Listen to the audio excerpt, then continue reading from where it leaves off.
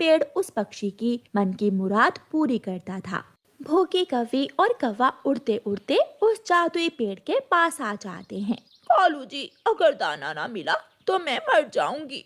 जंगल में घूम घूम कर मैं तो थक गया हूँ।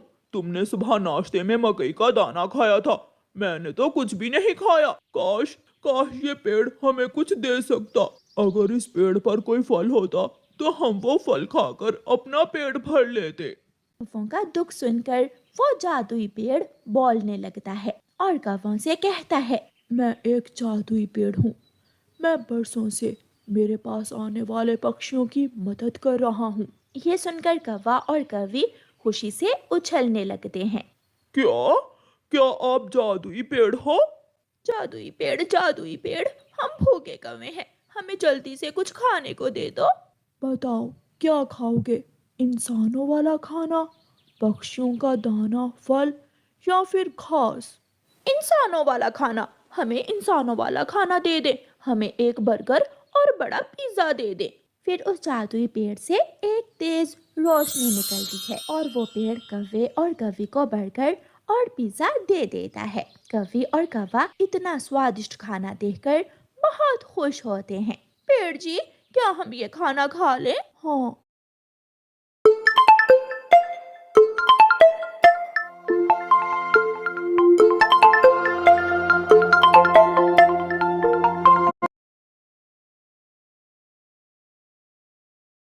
पिज्जा खाते हैं और उनका पेट भर जाता है। कालू जी, ये बर्गर हम जग्गू बेटे के लिए ले जाते हैं। सुनो कौवो, अगर जंगल में कोई भूखा पक्षी मिले तो उसे मेरे पास भेज देना, मैं उसे भी खाना दे दूंगा। जी जी पेड़ जी, चिंता ना करें, हम भेज देंगे। फिर कौवा और कवि वहां से चले जाते हैं। घर जाते हुए उन्हें रास्ते में तोता मिलता है। कौवो कौवो, आपने ये स्वादिष्ट खाना कहाँ से लिया है? मुझे भी बता दो, मैं भी ले लूंगा। ये तो हमने जादुई। कालू, पागल हो गए हो? चुप कर जाओ, हमने ये खाना इंसानों की बस्ती से लिया है। कौवे अपने घर चले जाते हैं। गौरी, तुमने मुझे तोते को सच बात बताने से मना क्यों कर दिया? क्योंकि मैं तुम्हारी तरह पागल नहीं हूँ। अब देखना, मैं जंगल के पक्षियों को खाने के बदले कैसे अपना नौकर बनाकर उनसे अपने काम करवाऊंगी। गौरी, तुम सच में बहुत चालाक हो। दूसरे दिन गौरी कवि सुबह सवेरे ही जादुई पेड़ के पास जाती है। पेड़ जी, जादुई पेड़ जी, मुझे मीठे मीठे फल दे दे। मेरे पड़ोसी पक्षी भूखे हैं, मैं उन सब के लिए आपसे फल लेने आई हूँ। कवि, बहुत अच्छा किया तुमने जो मेरे पास चली आई। फिर वो जादुई पेड़ अपने जादू से गौरी कवि को एक टोकरी भरकर मीठे फलों की दे देता है। गौरी कवि वो फल लेकर वापस जंगल पहुंच जाती है। गौरी गौरी, एक मीठा फल मुझे दे दो। हाँ हाँ तोते, मिलेगा। पहले तुम जंगल जाओ और मेरे लिए सूखी लकड़ियाँ काट कर लाओ, फिर ही मैं तुम्हें मीठा फल दूंगी। तोता खुश हो जाता है और जंगल में जाकर गौरी कवि के लिए सूखी लकड़ियाँ काटता है। तोता गौरी कवि के घर जाता है और गौरी कवि को सूखी लकड़ियाँ देकर मीठा फल ले लेता है। रास्ते में तोते को रानो चिड़िया मिलती है। तोते तोते, तुमने ये मीठा फल कहाँ से लिया है? ये मीठा फल मैंने गौरी कवि से लिया है। चिड़िया रानी, आप भी गौरी कवि से जाकर मीठा फल ले लें।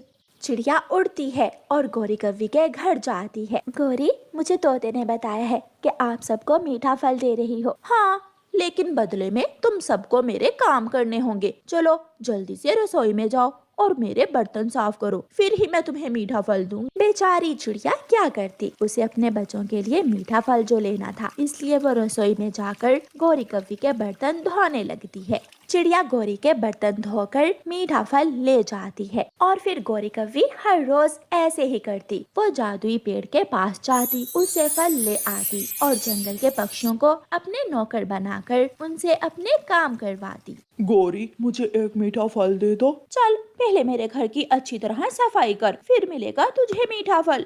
एक दिन जब गौरी कवि जादुई पेड़ से मीठा फल लेने जा रही थी तो तोता छुप छुप कर गौरी कवि के पीछे पीछे जाता है। तोता गौरी कवि को जादुई पेड़ से फल लेते हुए देख लेता है। इसका मतलब ये कवि हमको नौकर बनाकर काम करवाती है और मीठे फल हमारा नाम लेकर इस जादुई पेड़ से ले जाती है। तोता जल्दी से उड़ता हुआ जंगल वापस जाता है और दूसरे पक्षियों को सारी बात बताता है। हम सब जाएंगे और उस जादुई पेड़ को सारी बात सच सच बताएंगे। वो जादुई पेड़ हमें भी जरूर फल देगा।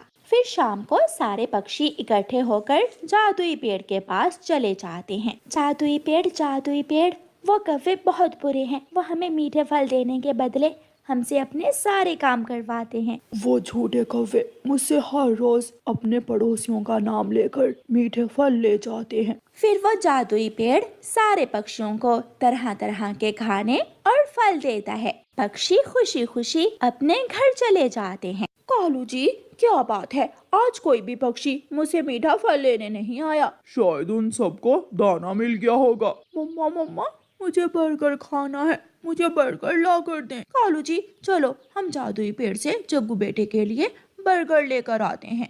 कौवा और कौवी जादुई पेड़ के पास जाते हैं और गौरी जादुई पेड़ से कहती है, पेड़ पेड़, जादुई पेड़, चिड़िया बर्गर मांग रही है, जल्दी से हमें बर्गर दे दे। दुष्ट कौवो, मुझे पागल बनाने की कोशिश मत करो, मुझे सब मालूम हो गया है। अब कोई भी पक्षी तुम्हारा नौकर नहीं बनेगा। ऐसे कहते हुए जादुई पेड़ अपनी एक डाल से कौवों को मारने लगता है और कौवे काएं काएं करते हुए वहां से भाग जाते हैं।